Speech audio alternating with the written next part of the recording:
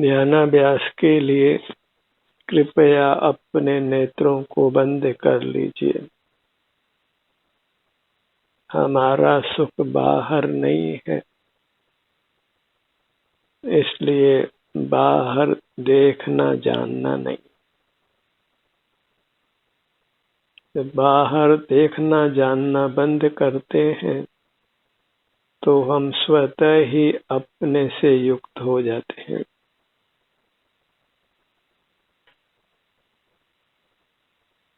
इतना ही सुखी होने का मार्ग है। इसी से हम इंद्रिय जयी होते हैं, वीतराग होते हैं, जिनेंद्र परमात्मा होते हैं। सुख प्रत्यक्ष भोगा जाता है अपने से युक्त होकर, इसलिए पर का माध्यम नहीं लेना है, पर का आश्रय नहीं करना है, पर को देखना जानना नहीं है। किसी प्रकार से पर को उपयोग में नहीं लेना है।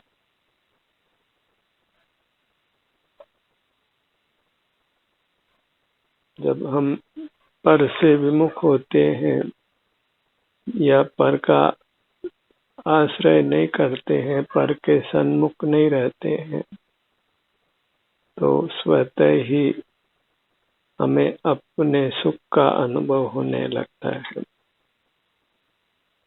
इतना ही मोक्ष का मार्ग है। सुख को कहीं बाहर से नहीं लाना है। हम सुख के ही बने हुए हैं। सुख की तलाश बाहर करना बंद करना है। कोई भी परद्रव्य हमें सुख देने में समर्थ नहीं है।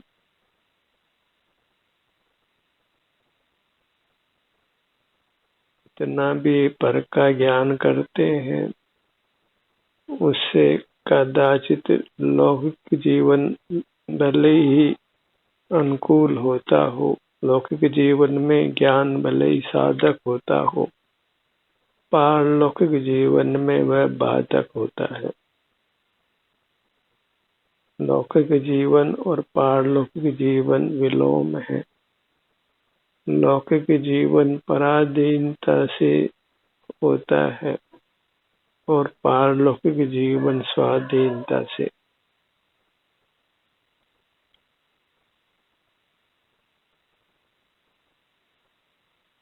जहाँ पराधीनता छोड़ते हैं वहाँ स्वाधीनता समय हो जाती है।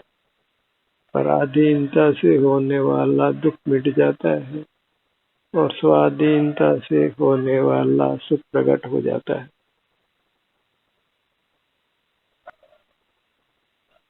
पर से सुख की आशा वही वास्तव में हमें दुख देती है। इसलिए पर से सुख की आशा को पिशाचिनी संज्ञा है। वही राक्षसी है और हमारे सुख को हरती है। विषय सुख का पासा फेंक कर वह हमारे प्राण लेती है। एक बार नहीं अनंत बार। बस पर से सुख की आशा छोड़ दीजिए, फिर कोई भी आपको किंचित भी दुख देने में समर्थ नहीं है।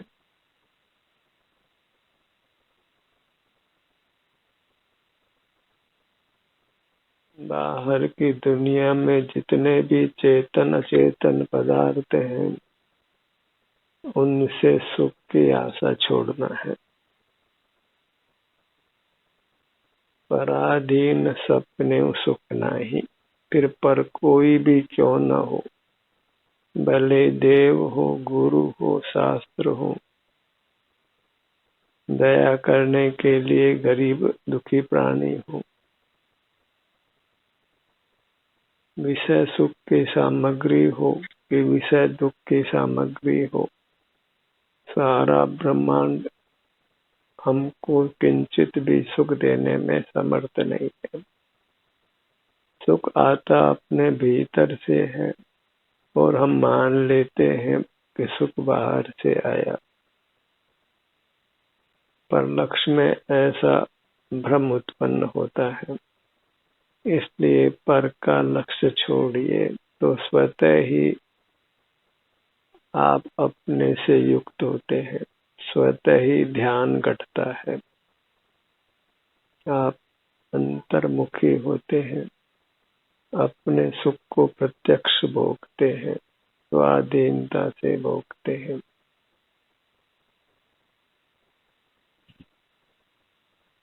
इंद्रिय जयी होना है।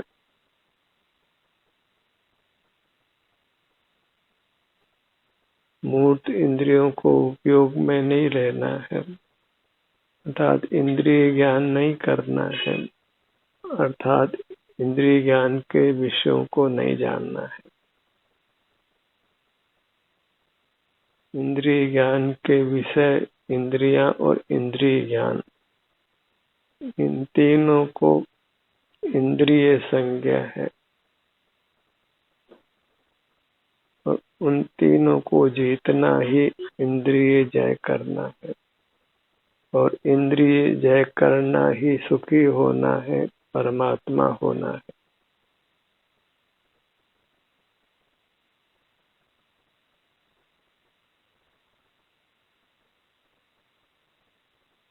अपने विस्तार पर स्वतः ही दृष्टि आती है।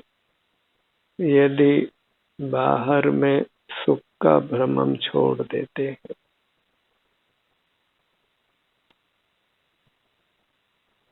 मूर्त पदार्थों का अच्छी तरह विश्लेषण कर लीजिए, वहाँ कहीं सुख दुख का किंचित भी परिणाम नहीं है।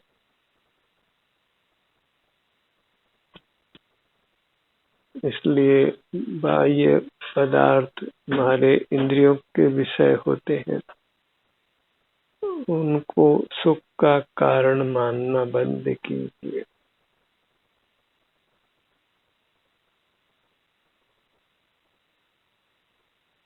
तो स्वतः ही हम अपने से युक्त रहते हैं, सुख शांति का अनुभव करते हैं।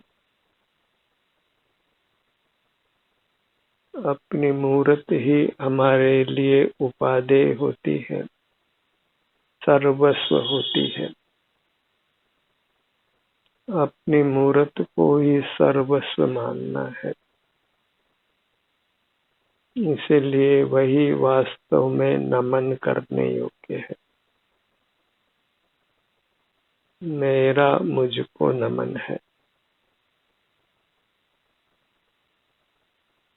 हमने पर को ही जन्म जन्म में नमन किया है और अपने को नमन करना भूल गए, और मंत्र भी ऐसे ही बने हैं जिसमें हम पर को नमन करते हैं, क्योंकि सारा जगत ही उल्टी चाल पर है। उसको पर की ही महिमा है, अपनी खबर नहीं है, और अपने आप को भूलकर ही सारा जगत हैरान है, दुखी है।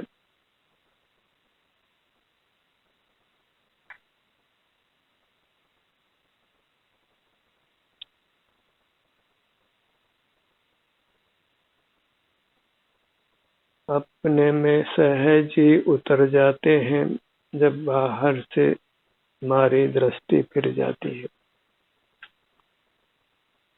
जब जगत से हम निराश हो जाते हैं तो वहाँ फिर मोक्ष मार्ग प्रारंभ होता है। सारा जगत फिर धूल समान भाषित होता है।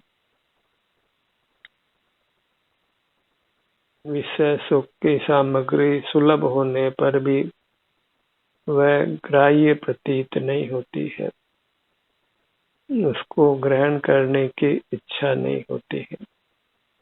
जिस विषय सुख की सामग्री के लिए सारा जगत दौड़ता है, साधक उधर देखना भी नहीं चाहता है। सहज ही उसकी वृत्ति अंतरोन्मुख होती है, अपने से युक्त रहती है। वही वास्तव में उत्तम स्वास्थ्य को, उत्तम शांति को भोगता है। भले ही कोई मोक्ष मार्ग को विधेयक कहता हो, पर वास्तव में वह निषेधात्मक है। इसीलिए उसको इंद्रिय जय करना कहते हैं। जहाँ इंद्रिय ज्ञान का निरोध करना होता है, वही जय करना है। ध्यान तो घट जाता है स्वतः ही, करना भी नहीं पड़ता है। बस जब हम बाहर के प्रति निराश हो जाते हैं, जब जान लेते हैं कि यह जग धोखे की टाटी, बहिर्मुख रहकर हमने धोखा ही खाया है। मूर्त पदार्थों में सुख माना, कुछ बाह्य चेष्टाओं में सुख माना, और उसी से हम बाह्य चेष्टाओं को करते हुए बाह्य पदार्थों को पाने का प्रयत्न करने में नाना दुखों को प्राप्त करते हैं।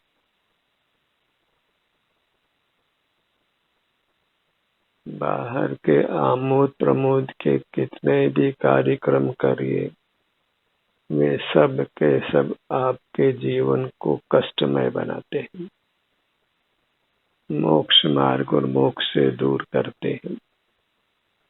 जो बाहर में ही युक्त रहकर सुखी होना चाहते हैं, बाहर में ही आमोद प्रमोद करना चाहते हैं, ऐसे लोगों से डिस्टेंस मेंटेन करिए। वे ही वायरस हैं जिनसे हम रोगी होते हैं।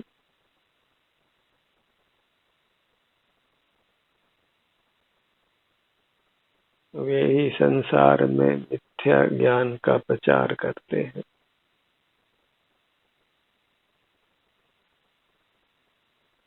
इसलिए बाह्य जगत से मुख मोड़िए। कुछ भी बाहर अच्छा नहीं है, केवल धोखा ही धोखा है, दुख ही दुख है और भयानक है, असह्य है, वचनों से अगोचर है, निर्वचनीय है। असह्य पीड़ा नहीं भोगना है तो बाहर के जगत को दुखदायी मानकर उधर पीट दीजिए। उधर देखना ही नहीं है, उस रास्ते जाना ही नहीं। बाहर का रास्ता संसार का रास्ता है और भीतर का रास्ता मोक्ष का रास्ता है। जब बाहर दृष्टि नहीं होती तो स्वतः ही दृष्टि हमारे अमूर्त काया पर होती है। फिर हम अंतरंग में ही स्वतः विचरण करते हैं, अपना ही संवेदन करते हैं। फिर भले ही वह संवेदन अभी सुखद भी नहीं हो, कर्म का विपाक हो और शरीर में वेदना भी हो, तो भी हम अंतर में आकर ही विश्राम महसूस करते हैं। बाहर की जो कोलाहल थी, जो बाहर का धोखा था, उससे अपने आप को बचा लेते हैं, अपनी रक्षा कर लेते हैं। वही हमारा कर्तव्य है, अपनी दुखों से रक्षा करना। इसके लिए बाहर से दूर रहना, अति दूर रहना। जगत में सुख नहीं है तो जगत के सन्मुख नहीं रहना है, जगत का परिचय समाप्त करना है। और जब जगत को विषय नहीं करते हैं तो फिर वह हमारी स्मृति में भी नहीं आता है। फिर हमको सर्वथा शांति होती है, संसार चक्र समाप्त हो जाता है। बाहर से जुड़ने से ही संसार चक्र है, बाहर की उपलब्धियों का प्रलोभन छोड़िए, वह प्रलोभन ही गला कटाता है, हमें नाना दुखों में स्थित करता है।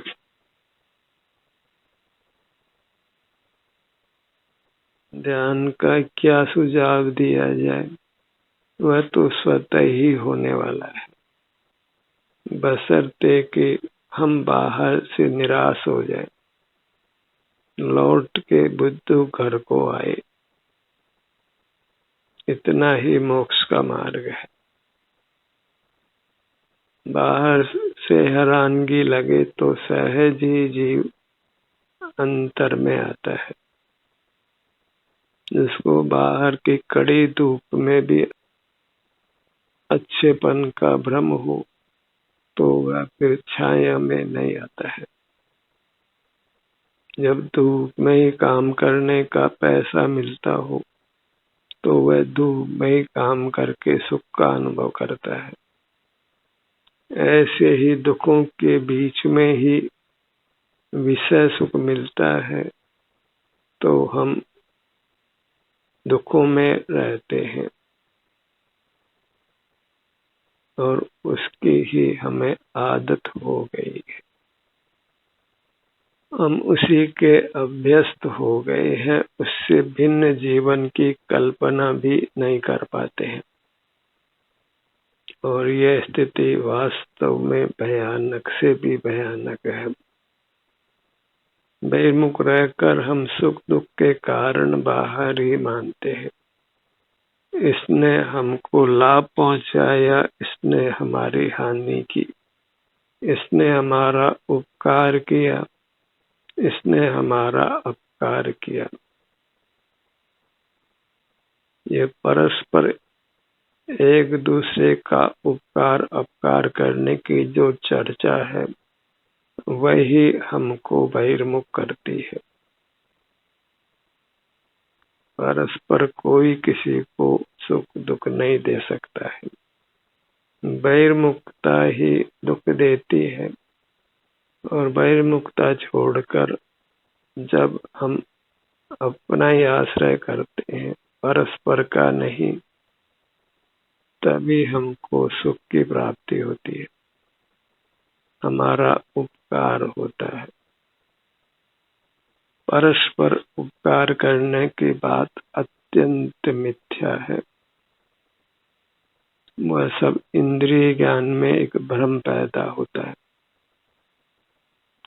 नाम उपकार है मन निकट काम होना, निकट काम करना। तो निकट तो आपको आप ही है, से सब अति दूर है। वे हमारे ज्ञान में झलक सकते हैं पर ज्ञान से अति दूर है। और ज्ञान के समीप आए तो फिर ज्ञान जान भी नहीं सकता है, क्योंकि ज्ञान पदार्थों को दूर से ही देखता है। जैसे नेत्र से जुड़ा हुआ पदार्थ जानने में नहीं आता है, नेत्र दूर से ही देखते हैं।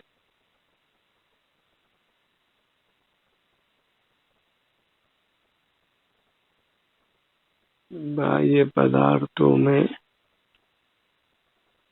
जान पाने की बात वह सब एक झलकन मात्र है। वहाँ कुछ बाहर का पदार्थ अपने भीतर आता नहीं है। वह सब इंद्रिय ज्ञान है जिससे हमको बाह्य पदार्थ पाने का भ्रम होता है। बाह्य पदार्थ के झलकने को ही बंद करना है तो सहज ही फिर बहिर्मुखता नहीं होती है और बाह्य पदार्थों का झलकना बंद हो जाता है और पर के पाने की जो मिथ्या भ्रमणा है वह समाप्त हो जाती है। फिर पर की ओर की दौड़ समाप्त हो जाती है और जीव अपने में आ जाता है और फिर सुख से ही रहता है। अपने में रहना ही सुख से रहना है। और सुख के जितने भी उपाय ये मोही जगत जानता मानता है, परस्पर एक दूसरे को प्रेरणा देता है, वह सब धोखा है।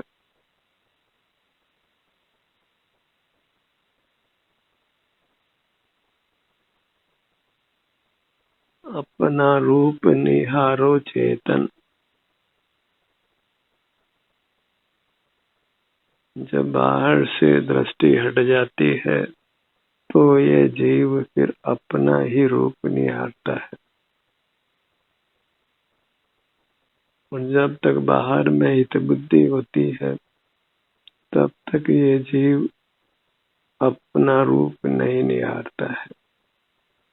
बहिर्मुखता और अंतर्मुखता दोनों एक साथ नहीं हो सकते हैं, दोनों का परस्पर विलोम है।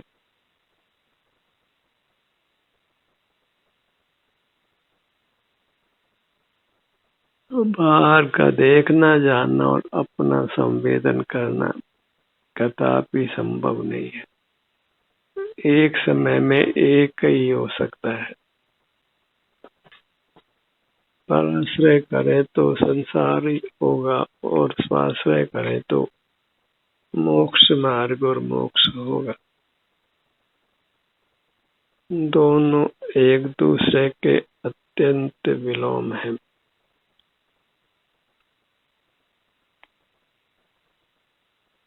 जब पर से हम निराश हो जाते हैं तो फिर हम अपने में ही तिष्ठते हैं, अपने ही आश्रय रहते हैं, अपने ही सन्मुख रहते हैं।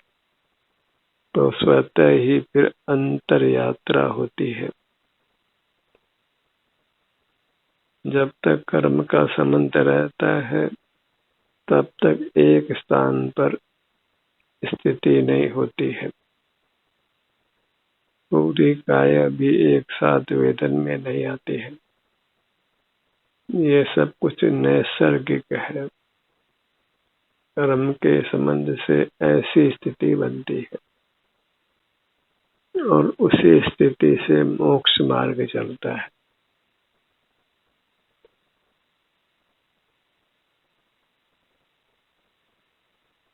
जगत से निराश होकर के फिर स्वतः ही अपने सिर से पैरों तक रहते हैं।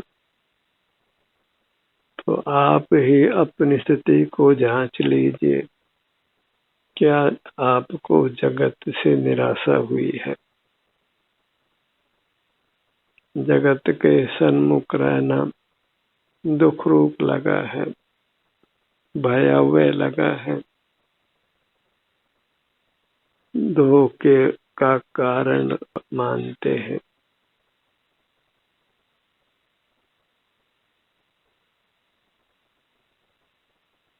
बहिर्मुखता ने ही हमारा अहित किया है।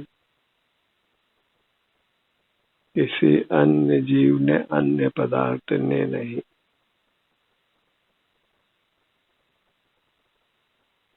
अचेतन कुछ जानता ही नहीं है कि वह चेतन को दुख दे सके। वह तो बिना ही यत्न के बहिर्मुख जीवों के दुख में निमित्त हो जाता है।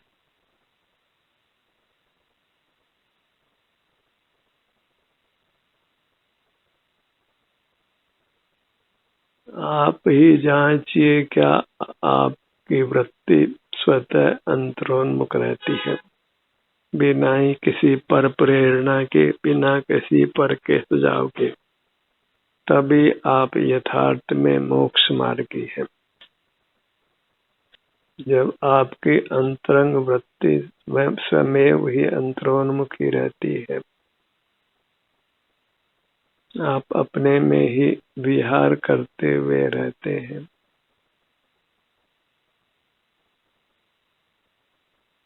तभी से मोक्ष मार्ग का प्रारंभ होता है।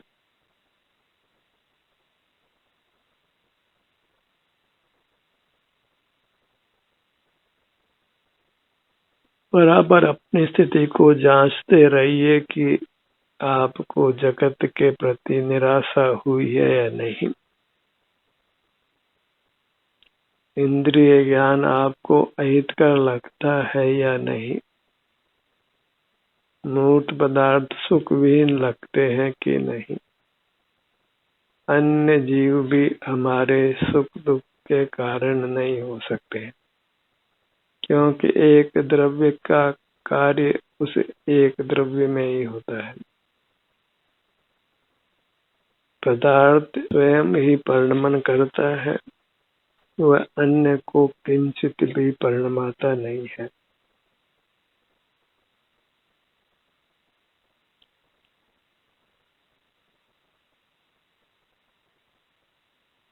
अपनी मुद्रा की ओर आपका लक्ष्य रहता है या नहीं रहता है, इसी की बराबर जांच करना है, और इस जांच के बल पर फिर स्वतः ही अंतरोन्मुखता बनने वाली है। ध्यान घटने वाला है।